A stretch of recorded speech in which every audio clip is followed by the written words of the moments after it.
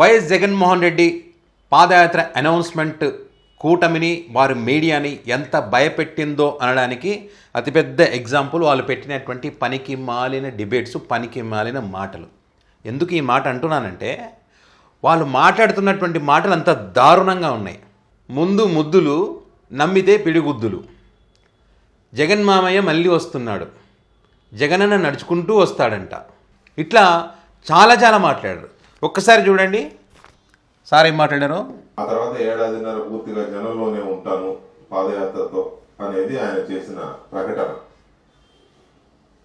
అంటే ఈ ప్రభుత్వం వచ్చి ఏడాదిన్నర అవుతుంది, ఇంకో ఏడాదిన్నర రెస్ట్, ఆ లాస్ట్ ఏడాదిన్నర పాదయాత్ర. ఏడాదిన్నర తర్వాత పాదయాత్ర మొదలు పెడతారు, రెస్ట్ తీసుకుంటానని జగన్మోహన్ రెడ్డి చెప్పాడు నీకు రెస్ట్ అని చెప్పి. కూటమి వచ్చి సంవత్సరన్నరే అయిందని మీరు చెప్తా ఉన్నారు. ఈ సంవత్సరన్నరలో కూటమి చేసిన ఘనకార్యాలు ఏమో చూసినాం కదా. జగన్మోహన్ రెడ్డి ఖాళీగా కూర్చునే రకం కాదు. ఈ 1.5 సంవత్సరంలోనే సినిమా మొత్తం చూపించేసినాడు ఎట్లా ఉంటుంది ముందు అనేది. వాస్తవమే కదా. ఒక్క ఎపిసోడ్ చాలు, మెడికల్ కాలేజీల ఎపిసోడ్. మీరు తీసుకున్న ప్రజా వ్యతిరేక విధానాలకు సంబంధించి ప్రజల్లో చైతన్యం తీసుకొచ్చి కోటి మంది పైగా సంతకాలు సేకరిస్తే అది మీరు ఫేక్ అని మాట్లాడితే, ఆ తర్వాత టెండర్లు మీరు పిలిస్తే అట్లా గుడ్డిగా మీరు మొండిగా టెండర్లకు పోతే, ఒక టెండర్ కూడా రాకపోతే అది ఫేక్ టెండర్, మళ్ళీ ఒకటి వస్తే అది కూడా ఫేక్. ఇవన్నీ బయటకు వచ్చినాయి కదా. ఎవరు చేస్తే ఇది? Jaganmohan Reddy YCP party cadre ప్రజల తరఫున పోరాటం చేయడం వల్ల జరిగినటువంటిది. ప్రజల సొమ్ము ప్రజల దగ్గరే ఉండాలి, ప్రైవేట్ చేతులకు పోకూడదని చేసినటువంటి పోరాటం అది. ఈ 1.5 సంవత్సర కాలంలో, ఈ ముందు పాదయాత్రకు ముందు కూడా 1.5 సంవత్సరం ఖాళీగా ఉండరు. ప్రతి నియోజకవర్గానికి సంబంధించి తన పార్టీని బలోపేతం చేసుకుంటూ ఆ నియోజకవర్గంలో ప్రజల యొక్క సమస్యలను తెలుసుకుంటూ వారి తరఫున పోరాటం చేస్తూనే ఉంటారు. ఖాళీ కూర్చుంటానని చెప్పినాడా? అంటే వీళ్ళ బాధ ఏంటంటే జగన్మోహన్ రెడ్డి పాదయాత్ర అనేసరికి అమ్మో, పాదయాత్ర అంటేనే వైస్ ఫ్యామిలీ, పాదయాత్ర ఒకటి ఉంటుంది, ప్రజా సమస్యలు తెలుసుకోవాలి పాదయాత్ర ద్వారా అని చెప్పి. సో మళ్ళీ ఖచ్చితంగా పాదయాత్ర వేస్తే జగన్మోహన్ రెడ్డి గెలుస్తారు. ఎలక్షన్లకి వెళ్ళాలి, ముఖ్యమంత్రి అవ్వాలి అంటే పాదయాత్రేనా? ఇంకా మనం రాజకీయాలు, ప్రజాస్వామ్యం, ప్రజల కోసం పోరాడడం, ప్రజల తరఫున గొంతు వినిపించడం, చట్టసభలకు వెళ్ళడం, ఇవేమీ అవసరం లేదా? ఏం మాట్లాడుతున్నారు చూడండి. ఇప్పుడు చంద్రబాబు గారు ఎందుకు పాదయాత్ర చేసినారు? నారా లోకేష్ యువగల యాత్ర ఎందుకు చేసినాడు? రాహుల్ గాంధీ గారు కూడా పాదయాత్ర చేసినారు కదా. ఇక్కడ వైఎస్ రాజశేఖర రెడ్డి పాదయాత్ర చేసిన తర్వాత పాదయాత్ర చేస్తే గెలుస్తామని చెప్పి చంద్రబాబు నాయుడు కాపీ కొట్టి పాదయాత్ర చేయలే. దేనికోసం? ప్రజాస్వామ్యం అప్పుడు గుర్తుకు రాలే. వాళ్ళు పాదయాత్ర చేస్తే ఏం కాదంట, ప్రజాస్వామ్యము అన్నీ ఉంటాయంట. జగన్మోహన్ రెడ్డి పాదయాత్ర అనేసరికి బాధ, కడుపుమంట. ఇక భయమే లేకపోతే జగన్మోహన్ రెడ్డి ఏం చేసుకుంటే మీకేంటి? పాదయాత్ర చేసుకుంటే ఏంటి, ఇంట్లో కూర్చుంటే ఏంటి, బస్సు యాత్ర చేస్తే మీకేంది? మీరు దాని గురించి ప్రత్యేకంగా మాట్లాడుతున్నారంటే భయం పొందలేనట్టే కదా. ఇక్కడ ప్రజల తరఫున మాట్లాడాల్సినటువంటి వ్యక్తులు, ఒక వ్యక్తి పాదయాత్ర అనగానే ఈ రకమైనటువంటి డిబేట్లు పెడుతూ దానికి ప్రజాస్వామ్యం అనే పేరు పెడుతూ ఒక పాదయాత్ర చేస్తే అయిపోయిందా? ఇక రాజకీయాలు, ఇక ప్రజాస్వామ్యం ఇవన్నీ లేవంటే జగన్మోహన్ రెడ్డి చేస్తున్నది అదే కదా. ప్రజల కోసం, ప్రజా సమస్యల కోసమే పాదయాత్ర చేస్తే తెలుస్తుంది కదా ఎవరి బతుకులు ఎట్లా ఉన్నాయని చెప్పి. మీలాగే ఏసీలో కూర్చొని అన్ని అద్భుతాలు జరిగిపోయినవి, సూపర్ 6, సూపర్ హిట్ అని చెప్పి అట్లా కాదు కదా. గ్రౌండ్ రియాలిటీ తెలుసుకోవాలి. ఏసీలో కూర్చుంటే అర్థం కాదు, ఎండకు పోతేనే తెలుస్తుంది, వానకు దడిస్తేనే తెలుస్తుంది. మళ్ళీ పాదయాత్ర ఎంత బాధ చూడండి. నడిస్తే జనం ఓట్లు వేసేస్తారు అని ఒక దీనికి ఫిక్స్ అయ్యి, సొంత కుటుంబాల్లో ఎవరు చనిపోవాలా, రాజశేఖర రెడ్డి గారు చచ్చిపోతే అయ్యారు గుండె అయిపోయిన వాళ్ళు ఎవరు లేరు. మాటల టైటిల్స్ కూడా చూడండి, మామయ్య మళ్ళీ వస్తాడంట, ముద్దులు గుద్దులు ఇవన్నీ పెడుతూ.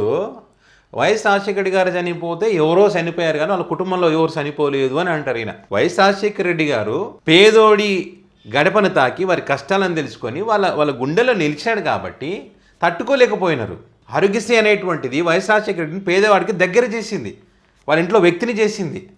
అంటే ఇంట్లో ఎవరికైనా ఏదైనా జరిగితే తండ్రి ఏ రకంగా తన కుటుంబాన్ని చూసుకుంటాడో వైఎస్ గారు ఆ రకంగా చూసుకున్నారు కాబట్టి వాళ్ళ ఇంట్లో తండ్రి తల్లి చనిపోతే, కుటుంబ పెద్ద చనిపోతే ఎట్లా ఫీల్ అవుతారో, ఎట్లా తట్టుకోలేక ఉంటారో అలాంటి పరిస్థితి వచ్చింది కాబట్టి చాలామంది గుండెలు ఆగిపోయినాయి. పోయి నువ్వు పోయి లిస్టు తీసుకురా, ఇది కాదు వైఎస్ రాజశేఖర రెడ్డి కోసం కాదు, ఇది వేరే కారణాల వల్ల చనిపోయిన లిస్టు తీసుకొచ్చి బయట పెట్టు, తప్పేముంది? నువ్వు అని అంత చెప్పాలనుకుంటే, అది ఫేక్ అని చెప్పాలనుకుంటే. ఇప్పుడు రాజశేఖర రెడ్డి గారు చనిపోయి 2 సంవత్సరాలు అవుతున్నా కూడా మళ్ళీ అదే పాత పాట. అంటే దీన్నే ఏడుపు అంటారు, భయం అంటారు. మొదటిసారి అధికారం ఇవ్వకపోయినా ఆ స్థాయిలో అతనికి కొంత గుర్తింపు, ఒక పట్టు. ఎందుకు వచ్చింది మొదటిసారి అధికారం? ఎందుకు రాలేదు? మీరు ఇచ్చిన తప్పుడు హామీ రుణమాఫీ చేస్తా అన్నందుకు వాళ్ళు గెలిచినారు. జగన్మోహన్ రెడ్డి అప్పుడే రుణమాఫీ అంటే గెలిచిటోడు. మోసం చేయలేదు జగన్మోహన్ రెడ్డి. అప్పుడే అధికారం వచ్చేది, మొదటిసారే వచ్చేది. అంతే. అక్కడ ఏదో ఈయన ఒక సీనియర్ అయినట్టు, ఈయన ఎక్స్పీరియన్స్ పర్సన్ అయినట్టు, విడిపోయిన రాష్ట్రాన్ని ఆదుకుంటాడు అన్నట్టుగా ఆయనకేం ఓట్లు వేయలే అప్పుడు చంద్రబాబు గారికి. జస్ట్ ఇదే రుణమాఫీకి రైతులు ఓట్లు వేసినారు అంతే. అసెంబ్లీని వదిలేసి వెళ్ళాడు ఎలక్షన్ల ముందు, 2 ఏళ్ల ముందు. ఇప్పుడు అది మొదటి నుంచి వెళ్ళడం మానేశారు అసెంబ్లీకి.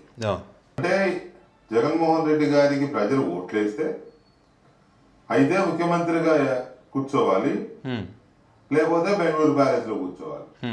ఎందుకంత బాధ? ఇప్పుడు అన్నీ మీరే అంటారు కదా. ఇప్పుడు అసెంబ్లీ వదిలేసి పోయినాడంటే చంద్రబాబు గారు కూడా అసెంబ్లీ వదిలేసి ఛాలెంజ్ వేసి మళ్ళీ ముఖ్యమంత్రి కూడా వస్తున్న పోయినాడు కదా. మనం అప్పుడు అడగపోతుమే. మరి ఇప్పుడు జగన్మోహన్ రెడ్డి బెంగళూరుకు పోతే కష్టం అంటారు, ఇక్కడ ప్రజల్లోకి పోతే కష్టం అంటారు. ప్రజలకు పోనీయరు. ఇంత పెద్ద సెటప్, ఇంత పెద్ద ఛానల్ వెళ్ళేది, పెద్ద వ్యవస్థ. రాజకీయ పార్టీ ఎందుకు పెడతారు చెప్పండి? ఎవరైనా సరే రాజకీయాల్లోకి వస్తే పార్టీ ఎందుకు పెడతారు? అధికారంలోకి రావాలి, ప్రజలకు ఏదో చెయ్యాలని తప్పుతోనే పార్టీ పెడతారు. జగన్మోహన్ రెడ్డి పెట్టింది కూడా అదే కదా. ఇంత ఆలోచన లేకుండా మాట్లాడితే ఎట్లా? రాజకీయ పార్టీ పెట్టేది ఎందుకు? ఇంకా చాలా చెప్పారనుకోండి. ఎందుకు జనం దగ్గరికి ఏం చెప్పాలని చాలా ఉంది చెప్పేది. కాబట్టి ఖచ్చితంగా జనంలోకి వెళ్ళాలి. వెళితే జనం యొక్క అభిప్రాయాలు తెలుస్తాయి. ఇప్పుడు ఈయన చెప్పారు దీని తర్వాత లా అండ్ ఆర్డర్ పరిస్థితి బాగలేదని జగన్ గారు చెప్పింది ఇది కరెక్టే. ఇక్కడ వైసీపీ గూండాలంట ఎగబడి కూటమి నాయకులని కొడతా ఉన్నారంట, పొడుస్తూ ఉన్నారంట. కొంచెం ఉండాలి కదా మనకు. అధికారంలోకి వచ్చిన వెంటనే వినుకొండల దారుణం జరిగితే మనం మాట్లాడితేమే. రాష్ట్ర వ్యాప్తంగా ఎన్నో కుటుంబాలు రాష్ట్రాన్ని వదిలిపెట్టిపోతే దాని గురించి మనం మాట్లాడుతున్నామా? మొన్న పల్నాడులో జరిగిన ఘటనకు సంబంధించి దాని గురించి మనం మాట్లాడతామా? జగన్మోహన్ రెడ్డి గారి బర్త్డేకి కేక్ కట్ చేసినా, కోడిని కోసినా దాన్ని కూడా కేసు పెట్టి తీసుకుపోతున్నామే. సంక్రాంతి పండుగ రోజు కోళ్ళ పందాలు పెడితే చిన్నపిల్లలు ఉన్నప్పటికీ కూడా అక్కడ గోవా నుంచి ఆ ఆడవాళ్ళని తీసుకొచ్చి డ్యాన్సులు వేపిస్తే లక్షల ఎంట్రీ ఫీజులు పెడితే సంతోషంగా ఉన్నారు ప్రజలు. ఇప్పుడు ఈరోజు ల్యాండ్ టైటిల్ యాక్ట్కి సంబంధించి ఎంత మోసం చేశారు మీరందరూ కలిసి. వీటన్నిటి గురించి జనాల్లో చర్చ పెట్టాలంటే, జనాలు పడుతున్న ఇబ్బందులు తెలుసుకోవాలంటే ఖచ్చితంగా జనంలోకి వెళ్ళాలి. పోనీ ముందు మీరే వెళ్ళండి. మేమంతా మంచిగా చేసినాం, జగన్మోహన్ జనాలకు వస్తారు నమ్మొద్దని చెప్పి పోయి చెప్పండి. అప్పుడు తెలుస్తుంది జనాలు సంతోషంగా ఉన్నారో, జనాలు జగన్ రావాలని కోరుకుంటున్నారో లేదో తెలుస్తే క్లారిటీ వస్తుంది కదా. ఇప్పుడే ఇట్లా ఉన్నారు, జగన్ గారు రోడ్ ఎక్కితే ఇంకెంత ఉంటుందో ఇంకా. సో వైసీపీ కూడా ఫిక్స్ అయిందిలేండి ఈసారి. చాలా గట్టిగానే ధీటుగా ఎదుర్కోవాలని చెప్పి వాళ్ళు కూడా 20 లక్షల మందికి పైగా కార్యకర్తలను, వాళ్ళ సైన్యాన్ని సిద్ధం చేసుకుంటున్నారు. ఈసారి అంత ఈజీగా ఉండదు వాళ్ళకి. ప్రజలకు ఏది పెడుతుంది చెప్పాలనుకుంటే నమ్మే పరిస్థితుల్లో ప్రజలు ఉండరు. అసలైన వాస్తవాలను డేటాతో సహా వైసీపీ వాళ్ళ ముందు వచ్చే ప్రయత్నం చేస్తుంది. దీనికి సంబంధించి మీరేమనుకుంటున్నారు? జగన్మోహన్ రెడ్డి జనంలోకి వెళ్తే ఆదరిస్తారా? జనంలోకి వెళ్ళాల్సిన అవసరం ఉందా? వీళ్ళు చెప్తున్నట్టు అన్నీ సవ్యంగానే ఉన్నాయి ఏదైతే చెప్తా ఉన్నారో నిజంగానే సవ్యంగా ఉందా? దానికి సంబంధించి మీ అభిప్రాయాన్ని కామెంట్ రూపంలో పెట్టండి.